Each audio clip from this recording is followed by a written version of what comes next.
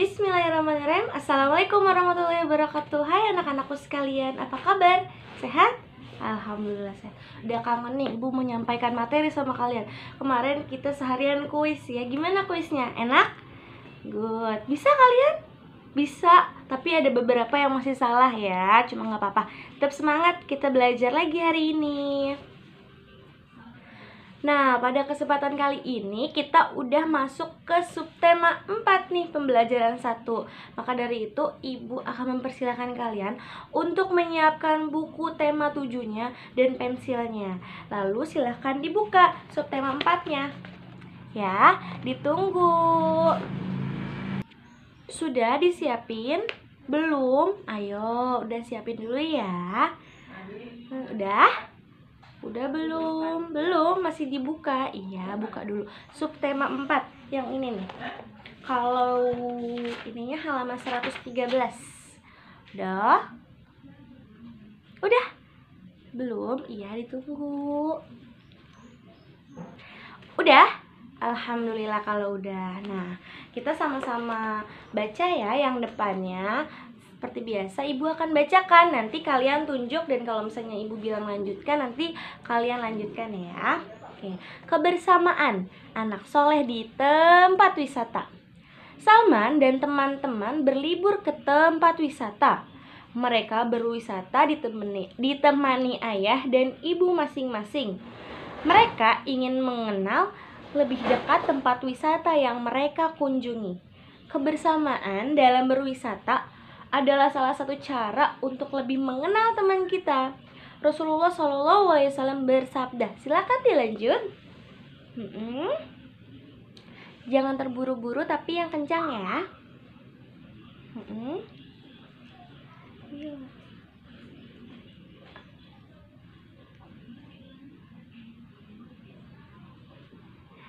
Hadis riwayat Muslim. Masya Allah, luar biasa, terima kasih. Apakah kamu pernah berlibur ke tempat wisata? Pernah? Kalau bareng-bareng sama teman-teman, pernah? Oh, pernah waktu rihlah. Masya Allah, gimana rasanya? Seru? Seru dong pastinya. Jadi kalian bisa lebih mengenal teman-teman kalian ya. Kalian sering banget kalau di kelas ceritain waktu kalian kelas 1 rihlah nih ke ibu nih. Dan seru-seru semua ya. Masya Allah. Oh iya, nah, kalian ini sekarang nggak boleh berlibur dulu ya sementara, karena sedang lagi ada wabah pandemi corona. Jadi kalian harus stay at home, jadi harus di rumah aja dulu supaya kita terhindar dari penyebaran virus ya. Nah, boleh dia buka halaman 114-nya, pembelajaran 1. Di situ ada kegiatan membaca dongeng. Nah, sekarang Ibu tidak akan membacakan dongeng yang halaman 114.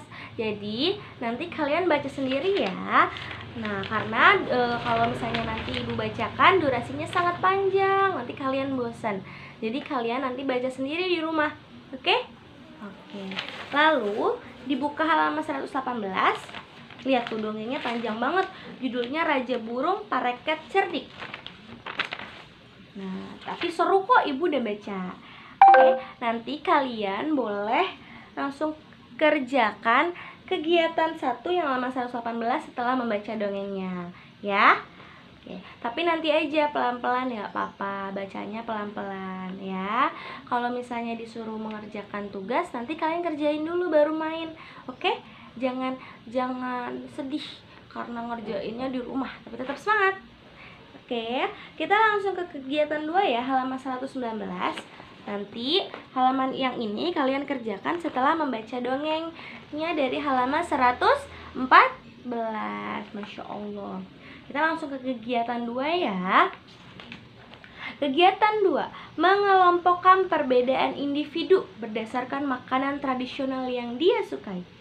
Indonesia kaya dengan budaya. Selain cerita dongeng, ada makanan tradisional yang berbeda-beda di setiap daerahnya. Salma suka makan pecel, Sofia suka makan gado-gado, Ika suka makan papeda. Nah, papeda tahu nggak? Papeda itu makanan tradisional dari Papua. Setiap kita juga mempunyai makanan kesukaannya masing-masing. Apapun kesukaan, apa makanan kesukaanmu? Wawancarailah temanmu apa jenis makanan tradisional kesukaannya. Kemudian kelompokkanlah dengan teman-teman berdasarkan makanan tradisional yang mereka sukai. Nah, kalau ibu makanan tradisionalnya, ibu itu suka sama ketoprak. Oh, itu makanan tradisional enak banget. Terus sama makanan tradisionalnya tuh dodol. Itu enak banget. Kalau kalian suka makanan tradisional apa? Nah, nanti tugas kalian di halaman 120 buka. Nah, ini nama teman diisi dengan nama kamu. Ini nomor 1 nama kalian, nomor 2 ayah, nomor 3 ibu, nomor 4 adik, nomor 5 kakak ya. Kalau misalnya aku kan belum punya adik, ya udah nggak apa-apa. Berarti cuman kamu, ayah, dan ibu. Aku punya kakak, tapi kakakku lagi pergi, Kak. Bu, gimana ya? Ya udah nggak apa-apa. Nanti kalian kerjainnya kamu, ayah, dan ibu aja. Tanyain, wawancara. Umi, Abi, makanan tradisionalnya apa? Gitu. Oke? Oke. Karena harusnya kan sih wawancarain teman-teman kalian, cuman teman-teman kalian kan lagi di rumah semua nih. Jadi kita alihin ke orang tua ya. Udah ada kedua kegiatan nih.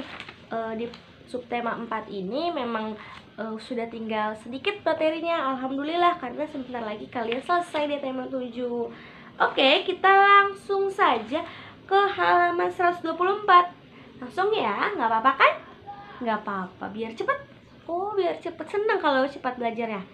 Senang, tapi nggak suka kalau tugasnya banyak.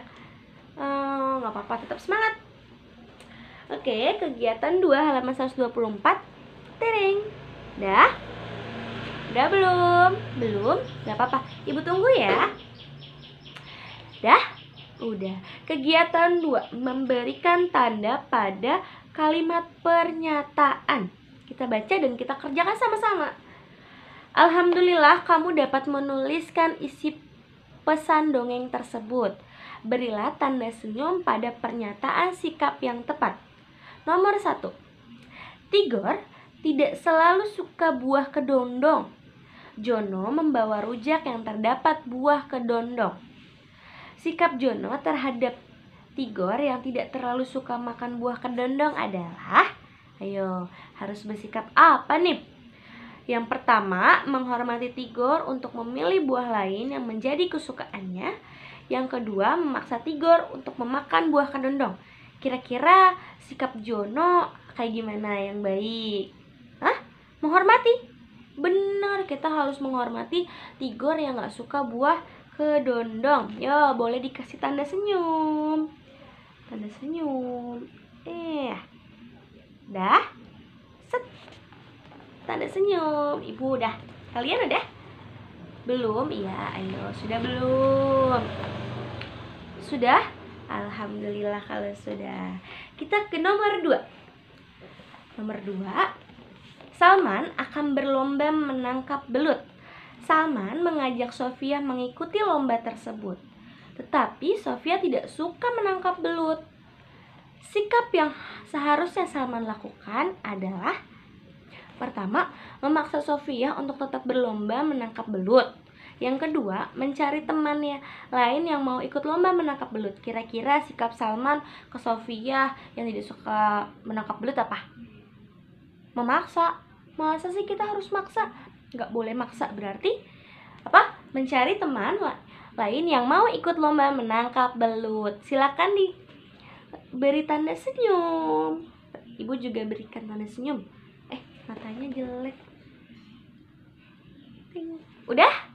Ibu juga udah. Ya, Masya Allah. Jadi kita itu gak boleh memaksakan kesukaan teman-teman kita, gitu ya. Nah, jadi kita itu gak boleh memaksakan. Misalnya kayak ibu nih, ibu kan gak terlalu suka buah. Nah, ibu jangan dipaksakan buah. Ya, nggak boleh memaksakan kesukaan. Misalnya kalian tuh kan suka banget nih sama buah, terus ibu nggak suka nih sama buah, terus kalian nggak boleh memaksakan ibu untuk makan buah. Ayo ibu makan buah. No, nggak boleh ya. Sama misalnya teman kalian ini nggak suka makan pedas, terus kalian kasih deh, ayo makan, cobain. Nah itu nggak boleh karena teman kalian nggak suka makan pedas, jadi kalian nggak boleh memaksakan ya. Oke. Alhamdulillah udah masuk duniawi ukhrawi, cepet ya, cepet karena dongeng yang tadi tuh panjang, nanti kalian baca ya. Semangat bacanya. Kalau misalnya masih belum paham baca dongengnya, kalian boleh ulang dongengnya, dibaca lagi. Tidak usah terburu-buru, nggak apa-apa. Yang penting nanti dikerjakan. Oke. Duniawi. Ibu baca ya. Makanan di sekitar kita beraneka ragam. Makanan itu adalah salah satu karunia Allah untuk kita. Kita sebagai seorang muslim hendaklah makan dan minum yang halal dan baik. Salah satu caranya adalah dengan mencari makanan dalam kemasan yang berlabel halal dan melihat masa kadaluarsanya. Yuk kita biasakan melihat label halal dan masa kadaluarsa pada makanan dan minuman dalam kemasan. Nah, kalian itu suka tanya kalau misalnya ibu sedang pegang sesuatu makanan kemasan.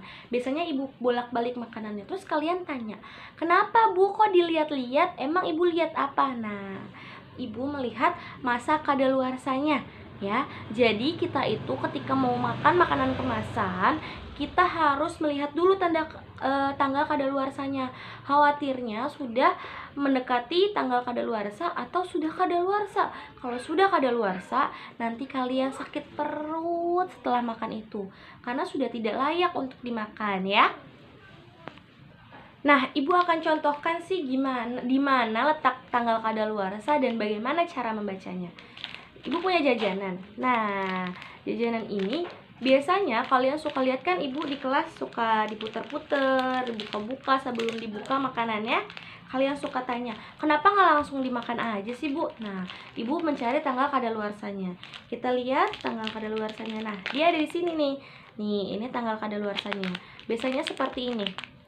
Dia kalau nggak di depan, di samping maupun di belakang juga kadang ada. Nggak semuanya di depan. Jadi harus cari dulu di mana letak tanggal kadaluarsanya. Kalau di sini kalian lihat tulisannya Februari 2021. Feb 2021. Artinya makanan ini kadaluarsanya itu bulan Februari tahun 2021. Artinya ini masih 2020, bulan April, masih layak untuk dimakan. Nanti ini nggak layak makan ketika sudah masuk Januari akhir, Januari tanggal 28, 29, dia sudah nggak boleh dimakan lagi, khawatirnya sudah nggak enak. Nah, ibu akan berikan contoh lain ya. Nah, ini ibu punya satu lagi nih. Ricis. Nah, ini biasanya kalian ada yang suka makan ini nih. Nah, kita cari ya tanggal kadaluarsanya. Kalau misalnya nggak ada di depan, ciri-ciri tanda kadaluarsa, cari di samping, atau di samping sini nggak ada, ya cari di belakang. Nah, tuh ada nih, ini tanggal kadaluarsanya. Jelas nggak? Jelas nggak ya? Semoga jelas. Jelas nggak? Nah, ini tanggal kadaluarsanya. Dia nggak jelas tulisannya, nggak seperti yang ini. Nih, dia titik-titik gitu tulisannya tuh. Oke. Nah, di sini tulisannya 13/09/20. Berarti tanggal 13 bulan 9 tahun 2020, maksudnya seperti itu. Nah, tanggal 13 bulan 9 itu Januari, Februari, Maret, April, Mei, Juni, Juli, Agustus, September. Berarti ini kadaluarsanya 13 September tahunnya 2020. Nah, sebelum tanggal 13 masih boleh dipakai, cuma boleh dimakan. Tapi kalau udah tanggal 10 September ini udah jangan dimakan, khawatirnya sudah nggak enak dan bikin kita sakit perut gitu. Coba kalian yang punya jajanan dicek dulu tanggal kadaluarsanya ya. Biasanya kalian kan pasti sering makan nih jajan. Kalian biasakan cek dulu tanggal kadaluarsanya, oke? Supaya tidak sakit perut ketika setelah makan itu. Yuk kita lanjut ke ukhrawi. Ukhrawi, ibu akan menjelaskan, ibu akan baca ya. Ibu akan baca.